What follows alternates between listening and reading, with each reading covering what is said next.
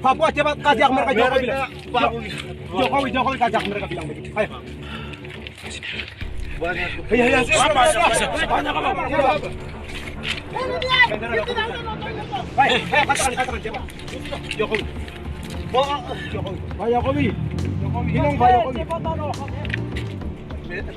Pemerintah menganggap bahwa organisasi dan orang-orang di Papua yang melakukan kekerasan masif dikategorikan sebagai teroris. Ini sesuai dengan ketentuan Undang-Undang Nomor 5 tahun 2018. Nduga kembali memanas. Pasukan TPN PB-OPM kembali menyerang dan menembakin prajurit TNI dari Satgas Yonif R32GT yang bertugas di distrik Mugi, Kabupaten Nduga pada Sabtu sore. Serangan ini diduga kuat terjadi di pos militer gabungan Mugi. Saat serangan berlangsung, cuaca dikabarkan tidak bersahabat. Terpantau sejak siang sore, memang terjadi badai hujan dan kabut pada area ini. Penting bagi kita semua untuk mengetahui apa yang sebenarnya terjadi di sana. Ini adalah pos polisi Mugi, markas sementara pasukan TNI Polri. Lokasinya terletak di samping bandara yang kondisi landasannya masih sederhana. Hanya helikopter dan pesawat jenis karavan saja yang bisa mendarat saat ini. Distrik Mugi ini sudah terkoneksi dengan jalan Trans Papua dari Wamena. Jalan ini menghubungkan Mugi dengan distrik Yigi yang berjarak sejauh 6,5 km ke arah barat. Wilayah pos militer ini ada di atas bukit. Secara posisi, untuk bertahan sebetulnya relatif menguntungkan. Permukiman penduduk ada di bawah dekat Sungai Mugi dan di atas bukit. Masalah menjadi rumit jika penyerangan OPM dilakukan dari atas, dan ini sering sekali dilakukan. Seperti terlihat dari video penyerangan OPM pada tahun 2019 yang lalu. Terlihat OPM menembaki prajurit TNI dan Polri dari atas bukit. Gerakan TNI dan Polri sepertinya memang terbatas. TPN PB-OPM bergerak bebas mengepung mereka. Ini sejalan dengan video yang diunggah pada 2022 yang lalu oleh OPM. Ini adalah Komandan Operasi OPM, Kode 3 Ndugama Darakma. Ia berdiri di titik ini pada sebuah ekskavator yang terbakar. Lokasi ekskavator ini ada di atas bukit dari Bandara Darakma. Distrik Mugi adalah titik panas konflik di Nduga, Pegunungan Tengah, pada Maret 2019 yang lalu. Pasukan TNI dan Polri juga disergap hingga menyebabkan 3 prajurit TNI dan seorang personil BRIMOB tewas. Pasca insiden tahun 2019, distrik Mugi menjadi basis wilayah utama TPN PB-OPM. Apalagi di distrik inilah pemimpin Koda 3 Igyanus Kogoya berasal. Pada 2017 yang lalu, Igyanus merilis video upacara Bintang Kejora di tempat ini.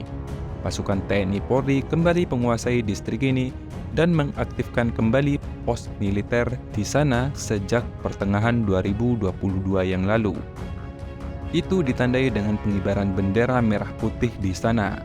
Penempatan pasukan non-organik dari luar Papua membuat konflik diduga semakin runyam. Pendekatan militeristik dilakukan secara operasional ke wilayah Nduga, karena lokasi ini belum memiliki kodim.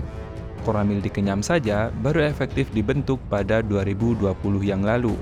Salah satu pasukan non-organik diserang dalam insiden ini berasal dari Yonif Kostrad Rider 321 Galuh Taruna Majalengka. Di media sosial, mereka terpantau prajurit 321 Galuh Taruna aktif di distrik Mbua dan Yigi yang jaraknya kurang lebih 10 km dari Mugi. Konflik semakin memanas sejak pilot Susi Air Philip Martin yang berkebangsaan Selandia Baru disandera. Philip disandra oleh kelompok Igyanus Kogoya pada 7 Februari di Poro, sekitar 20 km dari Mugi. Hingga saat ini, nasib Philip belum jelas juntrungannya, bro. Ya, ini kan bisa dianggap kesalahan operasional. Kenapa pasukan yang dianggap punya kemampuan khusus, punya keahlian khusus, tapi ditempatkan di wilayah tersebut. Kecuali memang ada tugas khusus tadi, fungsinya apa gitu loh. Karena kan seingat saya kalau operasi itu kan bukan hanya operasi tempur, ada operasi teritorial. Kalau operasi teritorial cukup dari Kodam saja, nggak perlu dari Kopassus atau dari Kostrat. Operasi sosial itu melakukan pendekatan kepada kelompok-kelompok masyarakat di sana, kelompok tokoh masyarakat, tokoh mungkin juga kelompok tokoh OPM di sana bisa juga sebenarnya dilakukan. Nah, soalnya sampai sejauh mana pimpinan dari TNI memikirkan hal ini gitu. Punya nggak ke sana strategi yang tepat untuk melakukan operasi teritorial, kira-kira gitu. Karena kan makanya tadi ini sebenarnya operasi teritorial apa operasi tempur kan masih belum jelas, Mas.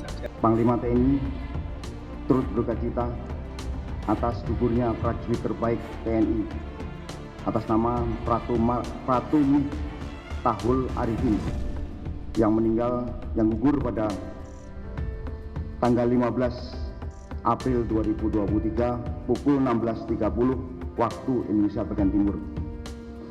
TNI sebagai patriot NKRI tidak pernah mundur sejengkal pun untuk menjaga kedaulatan wilayah RI, dan itu masih konsisten dilaksanakan di Papua. Panglima TNI dengan tegas menyampaikan untuk ambil tindakan, jangan ragu-ragu. Adapun kondisi prajurit yang lainnya saat ini masih ada di beberapa lokasi. Kami kesulitan untuk menghubungi karena kondisi cuaca yang tidak menentu. Untuk itu Panglima TNI secara terus-menerus memerintahkan untuk melakukan pencarian dan bantuan tempur dengan kekuatan maksimal. Dan ini membuat kondisi semakin rumit karena Philip dipakai oleh OPM sebagai tameng dalam operasi tempur untuk menghadapi TNI. Karena sebenarnya kesulitannya apa sih? Kesulitannya dua. Satu, Sandra ini dijadikan tameng hidup. Ketika kita akan bergerak, dia diancam mau dibunuh. Padahal kita juga harus menyelamatkan warga negara asing sebagai negara yang beradab. Warga negara asing harus dilindungi. Kalau kita cuma sekedar menumpas gitu tidak sulit, ya. OPM. Yang kedua, mereka menjadikan perempuan dan anak-anak sebagai tameng. Jadi mereka tampil, ayo serang kami. Sesudah itu dia lari, yang muncul anak-anak kecil, perempuan. Nah, kita harus bersabar, dan sekarang pemerintah sedang menyusun langkah-langkah yang tetap menjamin keamanan Sandra, keselamatan Sandra dan masyarakat sipil yang tidak berdosa.